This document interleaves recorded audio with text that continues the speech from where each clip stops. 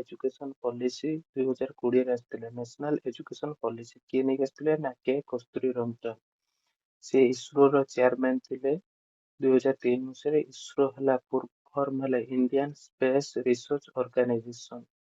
Headquarter ହଉଛି ବେଙ୍ଗଲୋରରେ। Research ମାନେ ଆମର ଯେତିକି ସାଟେଲାଇଟ ଲଞ୍ଚ ହୁଏ ବା ଇସ୍ରୋରେ ସେ ଚେୟାରମ୍ୟାନ୍ ଥିଲେ କିଏ କେ କସ୍ତୁରୀ ରଞ୍ଜନ। ସେ କଣ ନେଇକି ଆସିଥିଲେ ନା ନ୍ୟୁ ଏଜୁକେସନ ପଲିସି 2020।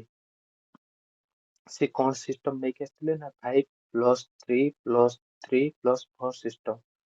5 କୁ ଫାଉଣ୍ଡେସନାଲ ଷ୍ଟେଜ କୁହାଯାଏ।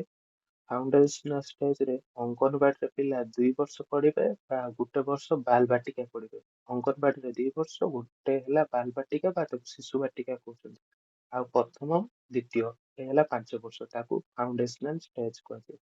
ତାପରେ 5 ଗଲା, ତାପରେ 3 କୁ କହୁଛନ୍ତି ପ୍ରିପେଟୋରୀ ଷ୍ଟେଜ। କ୍ଲାସ 3, 4, 5 ବା ତୃତୀୟ, ଚତୁର୍ଥ, ପଞ୍ଚମ ଏ 3 ବର୍ଷ ପିଲା ପଢିବେ। ତାପରେ 3 ଗଲା, ଆଉ ଗୋଟେ 3 ତାକୁ କଣ କୁହାଯାଏ ନା ମିଡିଲ ଷ୍ଟେଜ। ମିଡିଲ ଷଷ୍ଠ, ସପ୍ତମ, ଅଷ୍ଟମ।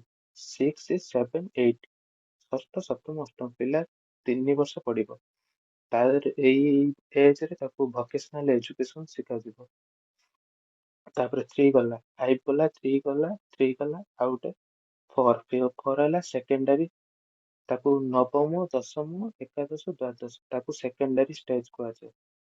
ଏହା ସହିତ ପିଲାଙ୍କୁ କରିକୁଲାର ସହିତ କୋ-କରିକୁଲାର ଆକ୍ଟିଭିଟିକୁ ଗୁରୁତ୍ୱ ଦେବେ। ତା ସହିତ ପାଠ ସହିତ ପିଲାର ଯୋଉଥିରେ ଇଣ୍ଟରେଷ୍ଟ ଥିବ, ଡ୍ୟାନ୍ସ, ମ୍ୟୁଜିକ ଉପରେ ଗୁରୁତ୍ୱ ଦେବେ। 360 ଡେଭଲପମେଣ୍ଟ ଉପରେ ଗୁରୁତ୍ୱ ଦେବେ। ଖାଲି ପାଠ ପଢେଇ ଦେଲେ ହବନି। ପିଲାଙ୍କୁ ଯାହାର ଯୋଉଥିରେ ଇଣ୍ଟରେଷ୍ଟ, ଜଣେ ସିଙ୍ଗର ହବା ପାଇଁ ତାକୁ ସିଙ୍ଗର ଶିଖେଇବେ, ଗୀତ ମ୍ୟୁଜିକ ଶିଖେଇବେ।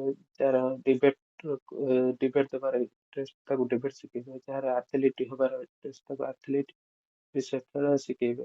ଏହା ହେଲା ଗୁରୁତ୍ୱ ନ୍ୟୁ ଏଜୁକେସନ ପଲିସି। ଏଟା 2020ରେ ଆସିଥିଲା, ବର୍ତ୍ତମାନ 2026ରେ ଓଡିଶାରେ ଲାଗୁ ହବ। ଏହା ଦ୍ଵାରା ସବୁ ବହି ଗୁଡାକ ପ୍ରଥମରୁ 10ମ ଯାଏ ବହି ସବୁ ଚେଞ୍ଜ ହବ।